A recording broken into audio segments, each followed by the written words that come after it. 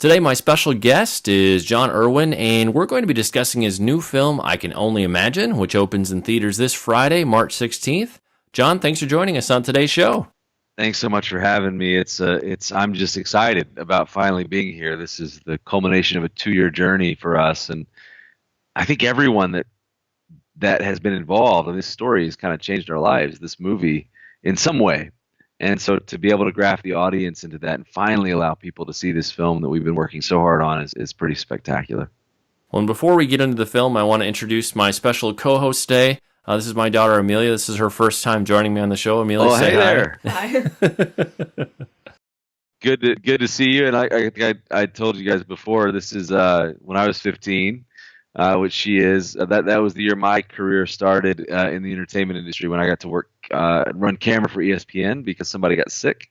And so yeah, you're never too young to start in this business. And welcome to the show. Thanks. Yeah, well, and that's what's kind of fun. I had my son, he's 17. He was with me at NRB, and we sat in on 4 interviews that we taped for a TV show, and he got to run the boom mic and just do some different things. And so, yeah, it's amazing the opportunities that are available kind of from a mentorship and learning on the fly, things that were super complicated or were only in a full-on TV studio, not even just a couple years ago. Now we can do anywhere. So, yeah. It's pretty cool. Technology has enabled so many things in our industry, and so I recommend to kids to start young and start early, and I certainly did. In fact, before I worked for ESPN, I worked with my dad at a little kind of local cable television shows dating back to when I was 12, and so this is kind of all we've ever done, my brother and I, and it's just an incredible technology has just enabled a lot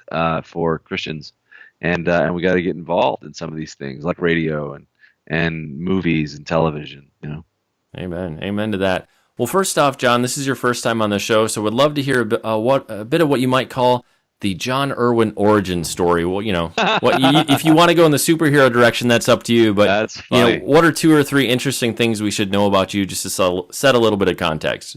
Yeah, well, the first one is God can use anybody. I think I had to do kindergarten twice because I was labeled an ADHD disturbance to the class. So it's like, for everyone else's sake, Jon, you stay right here, And so I was rambunctious and my mind was everywhere. But that's also connected to my creativity and I think a lot of what makes me good at what I do now. And so, and then when I was 15, I had the incredible opportunity because of the random event of someone getting sick to run camera for ESPN, and that was a thrill, and I just fell in love with the entertainment industry, and I was raised as a very all the things I am now, conservative, Christian from the South, and so to be thrown into the entertainment industry was quite the culture shock, and yet that's when my faith became much more real to me because it had to be mine, and I had to kind of own it. And, one thing led to another. And my dad, the next year, bought us a camera with money, honestly, he didn't have. And told us to dream bold, dream big, dream the impossible. And we started making films and for our church and weddings and all kinds of stuff. And it was just a hobby that really went completely out of control and led to what we do today. And I'll tell you this, I think that, success is long obedience in the same direction. And we were given an incredible gift of being able to hone our craft over a long period of time as teenagers and then into our early 20s. And the Christian artists Michael W. Smith and Amy Grant gave us, and others gave us a break to do music videos. And we kind of landed doing music videos and commercials in Nashville. And had a good career. But I went to work on a movie called Courageous, Christian film, and to do the action sequences. It's a real Cinderella story. That church, there's a church in Georgia that makes movies, Sherwood Baptist, wonderful friends, and Stephen and Alex Kendrick. And at the time, they did it primarily with church volunteers. And yet they wanted to do some action sequences in this police drama. And you don't ever want to combine church volunteers and action sequences involving cars. People could get run over. So it was my job to take smaller groups of professionals off and do those sequences. I love action sequences and directing them And it was Alex Kendrick, the director of that film, that said, "Jon, what's your purpose and the purpose of your work?"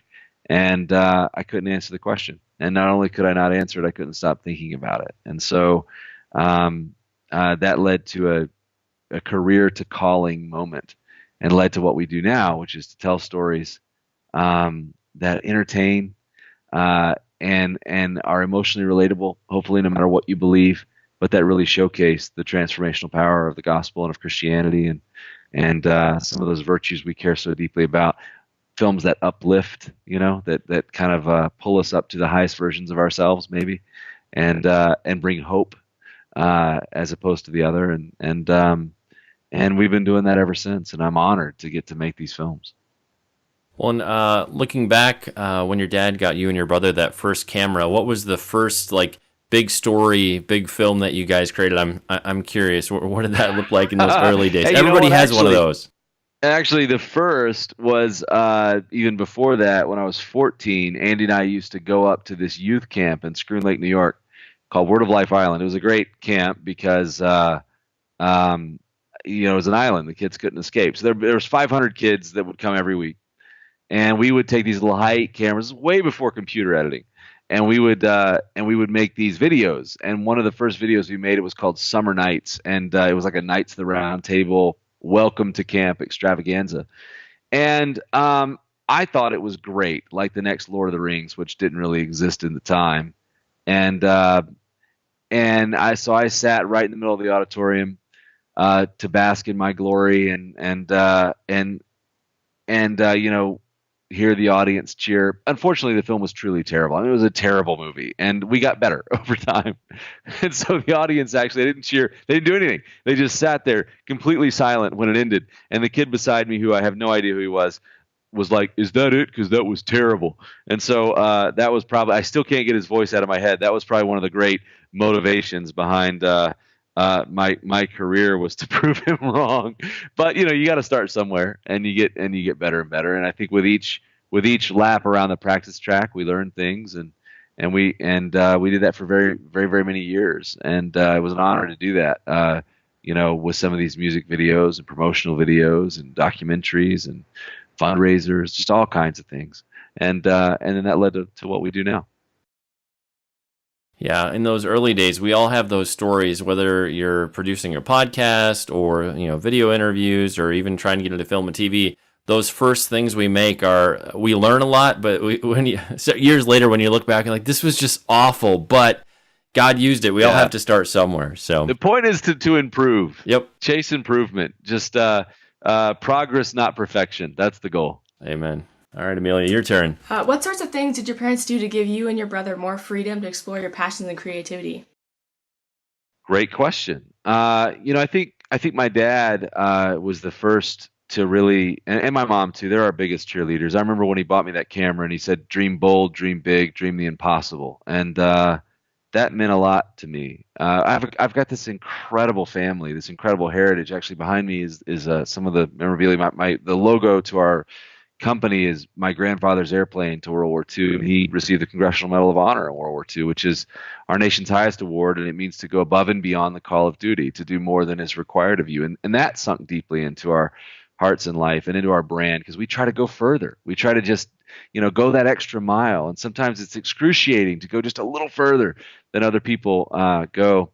My dad taught, I remember one of the biggest lessons I learned from my dad is I was 5 years old, 5 or 7, and we were at this water park in Atlanta called Whitewater, and there was this slide called the Dragon's Tail, and it stretched like literally into the stratosphere.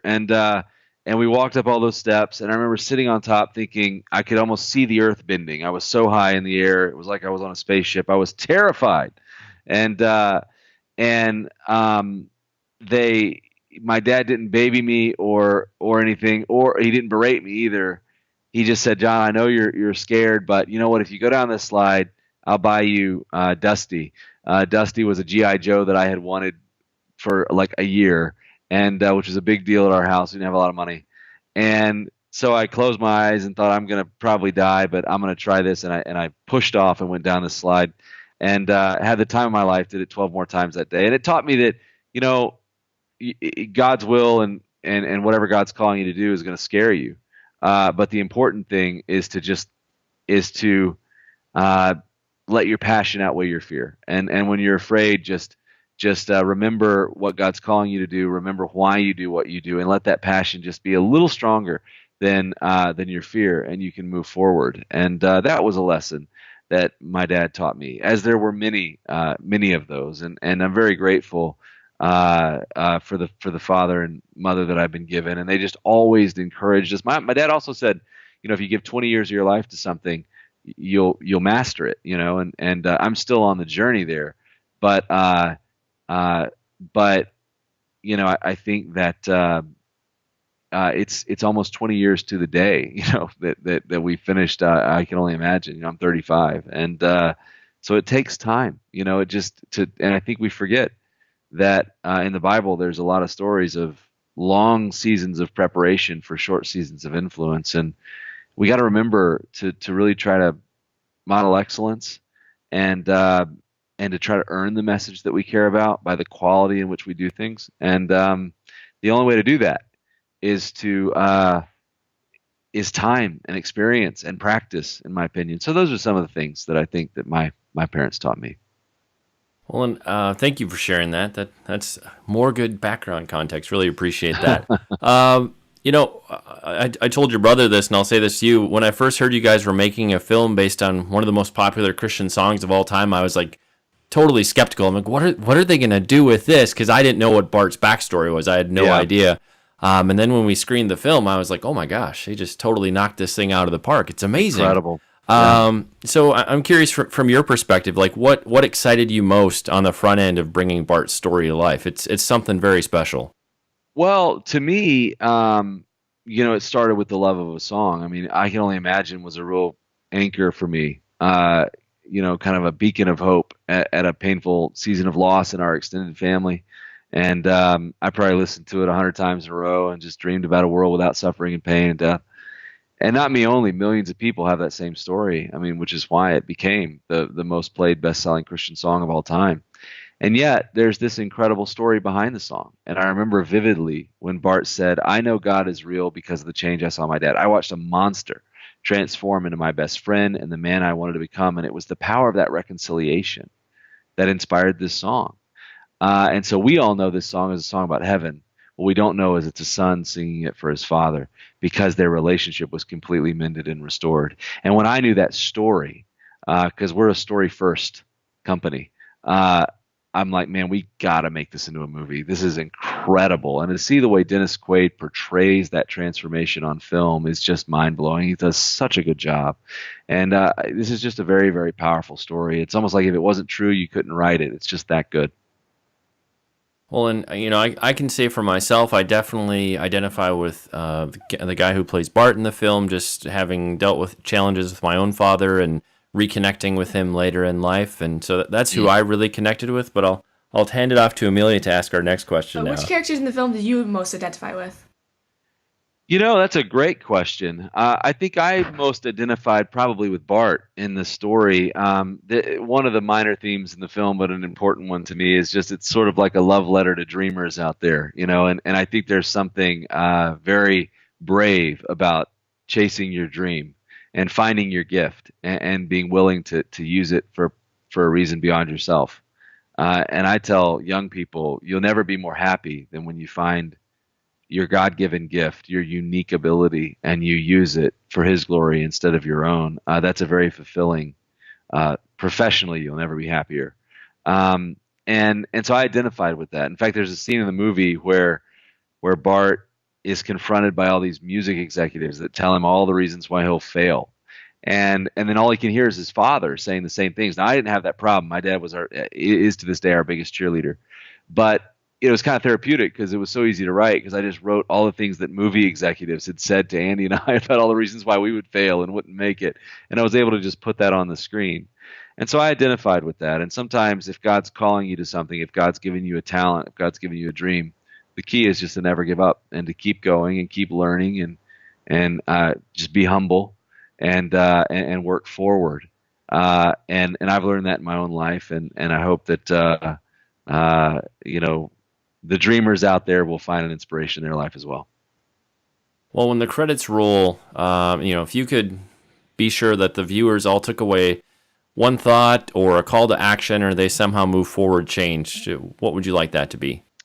Yeah, it's a great question. I mean, I think ultimately, I hope people are inspired and entertained at the movie. I mean, I go to the movie theater to have an emotional experience and be entertained. And I hope that's the experience people have. And yet, in having that experience, I hope that it opens up their heart and their soul to this story that God can transform any person, God can transform any situation, any relationship, and turn it around. And one of the coolest things that's starting to happen is I think there's going to be a lot of relationships reconciled as a result of this movie. And I think you're going to have, and that's starting to happen now. And some of the stories have blown me away personally. There's a guy in Sioux Falls, South Dakota, that in a preview screening of the movie found his dad on Facebook, hadn't seen him since he was 14 years old, carrying a lot of bitterness, found him, scheduled a meeting for the next day, forgave him, reconciled, and it healed them both, And I think forgiveness is the highest form of love, but it takes a lot of courage sometimes, and it certainly was not easy for Bart in this film. And so I hope that more things like that begin to happen. And this story's just changed us all. It's changed Andy and I. It's changed Dennis Quaid. And I hope that it'll begin to change the audience now as they see it in theater. So I can't wait for people to see I Can Only Imagine at a theater near them. It's a pretty exciting moment for all of us. Well, and I know, I talk to a lot of authors and filmmakers and musicians, and I know every project is a journey. You learn something new. You learn something about yourself. True. If you contrast I Can Only Imagine with, say, October Baby, Mom's Night Out, and Woodlawn, for you and Andy, what was the big thing that you learned or took away when you were done, all wrapped with I Can Only Imagine? Well, there's been so many things that we've learned. I mean, one of the great things that we learned here is that your pain can become your inspiration, and sometimes it's the difficult things that you walk through in life that give you your voice, It's like 2 Corinthians talks about, the comfort we receive is the comfort we're able to give. And so, my 3-year-old son, who's 4 now, had unexpected open heart surgery over the summer, and I was just able to over last summer, and I was just able to kind of hold on to that sometimes our pain can become our inspiration, and God can give beauty for ashes, and also just look, I think God has written our path for us, has planned it out. We just have to walk in it step by step every day, and that will scare you, and it will take a lot of courage, but there's a path out there for us, and it's been cool to see. There's so much with this story that we can't take credit for, all the way from its beginning to its release in theaters. There's just been coincidence after coincidence, if you want to call them that. And coming down to the day the film releases, 3/16. How cool is that? The 16th doesn't fall on a Friday again until 2029 or something like that. So I tell people, I'm John. My movie releases on 3/16, so it's easy to remember. And whether it's finding John Michael on Broadway as the lead in the film, or Dennis Quaid signing on to the film and giving such an incredible performance, this story, I'm grateful for all the films we've been able to make, but there's just something incredibly special about this one, and incredibly unique, and a powerful emotional experience in the theater. Well, John, if people want to check out the trailer, find out where they can go see the film and get tickets, where's the best place for them to do that on the web? So easy. You can go to icanonlyimagine.com. It's I have no idea how we got the domain name, but yeah, it's just icanonlyimagine.com, and it's Facebook. On Facebook, it's I Can Only Imagine Movie, and join us. It's unbelievable. The trailers and clips to the film online, I think it's a record for a faith film, have been seen over 130 million times, which it kind of blows me away. So join us, share it, and make some noise. There's this amazing thing in my business called FOMO. It means the fear of missing out. It drives culture today. It drives our generation, and we can create it when we make a lot of noise together as Christians. So we're asking everybody to show up for the film, and I think you'll have a great time. Yeah, I couldn't agree more, folks. You don't want to miss this film. So when you're done listening, head over to ShaunTabatt.com. I'll have links in the show notes where you can connect with their website, social media. Just be sure to do your part and get out and support this amazing new film this weekend. It's time to bring this episode of the Shaun Tabatt Show to a close. Many thanks for being a part of my conversation with Jon Erwin. Once again, our film today was I Can Only Imagine. Again, if you want to watch the trailer, get tickets, find a theater near you, be sure to check out their website at icanonlyimagine.com. And Jon, I just want to say thanks so much for sharing with us today. It's been a great pleasure meeting you. Thank you. God bless you guys, and best of luck on your show and starting your career here on the radio today. And we'll see you at the movies. Thanks for watching. We work for the fans. Anybody that promotes or goes and sees the films, you're our boss, and you've given us an amazing job. So God bless you guys, and I'll see you next time.